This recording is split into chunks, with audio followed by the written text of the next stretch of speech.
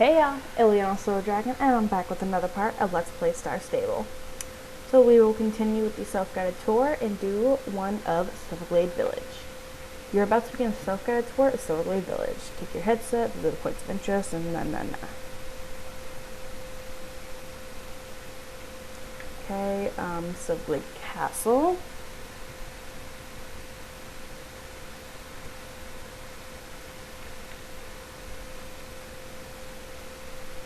Silverglade Castle is the most famous landmark in Silverglade County, and a reminder that you're in the happiest place on Earth. Construction of the original castle finished in 1478, but renovations have been made to the exterior as recently as 2015. The castle has been owned by the Silverglade family for many generations, and the current owner is the Baroness Silverglade. Most of the castle is closed off from visitors, but parts of it are opened up for Halloween to allow visitors to ride the ghost train or play games in the basement. Fun fact, the impressive stained glass window in the central tower depicts one of the legendary life warden trees.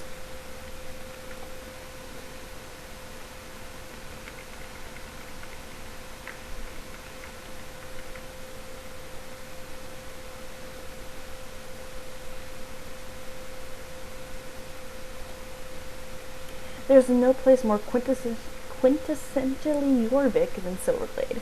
From the majestic castle to the storybook village to the world-class riding facility, Silverglade has the cozy feeling that makes you feel like home.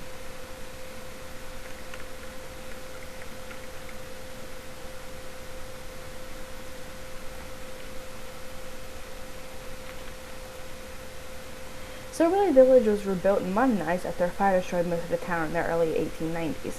The Baron of Silverglade hired a team of Swedish architects to build a village from the ground up in a turn-of-the-century style that's been kept up until the present day. All new buildings constructed in the village must be built in the same style to preserve the storybook village flair. The village had been surrounded by a stone wall, but after years of disrepair, the councilman Gilbert elected the wall torn down to make the village more accessible to riders. There was one behind here.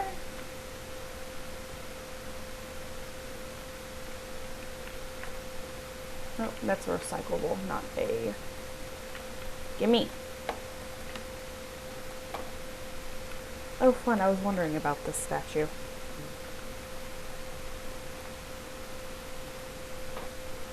This mysterious statue not only predates Silverglade Village, but is said to be even older than Jan Jarl's tomb.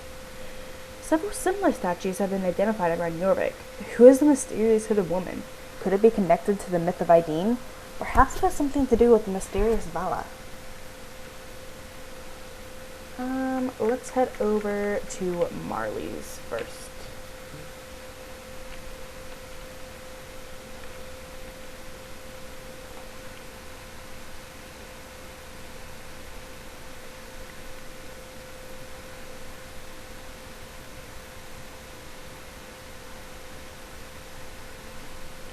There is perhaps no festival more distinctly Jorvinian than the Potato Festival, first held in 2016.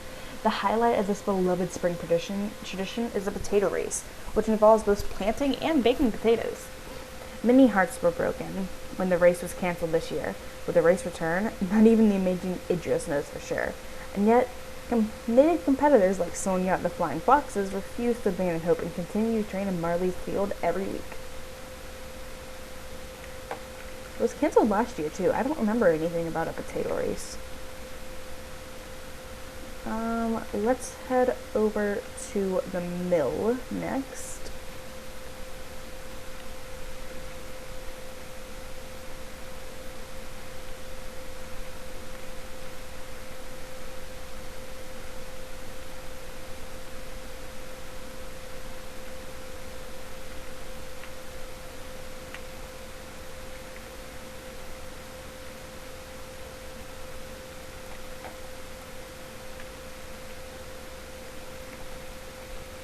Looking for a thrill? Then Will's Mill on the hill is still the place to get your fill. Before opening his mill, Will raced thoroughbreds for the Baroness. In January of 2013, he returned to his racing roots and opened a notoriously challenging cross-country circuit right here on Mill Hill.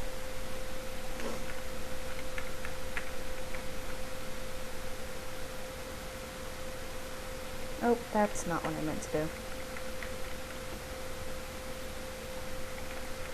There's a few more.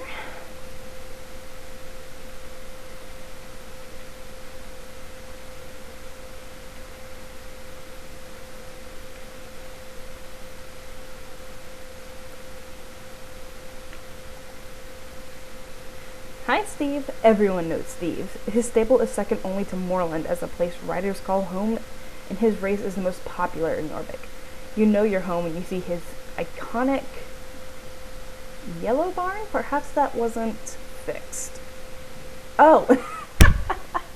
What? It's red now? What gives, Steve? I mean, don't get me wrong. I love the new paint job. You're just making me look bad on these tapes.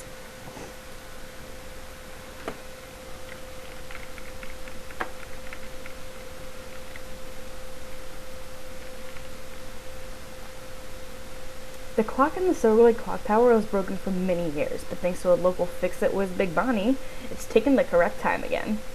Wasps have been reported to make nuts up in the clock tower. If you should get stung, talk to Farrah and Vada about one of her natural soothing balms.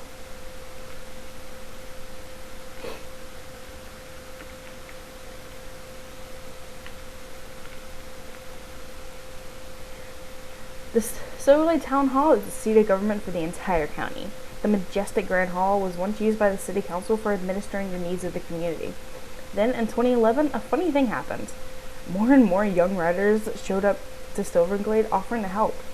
These riders would help locals with tasks big and small, everything from recycling to road repairs to tracking down missing persons. People at Silverglade realized it was much easier to flag down a passing equestrian for a favor than dealing with politicians. And so in 2014, the council was disbanded and the Grand Hall was made available for riding clubs to conduct meetings. Which is a funny little take at their own quest.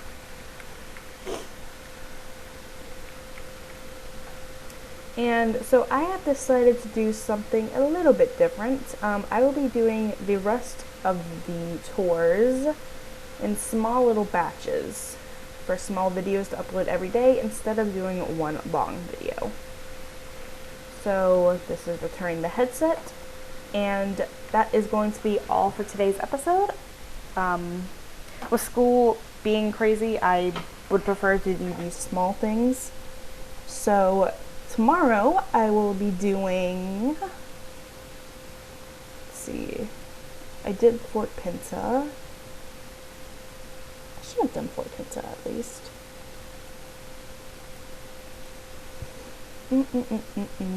Unless, yeah, okay, so they are daily quests, so you can repeat them every day.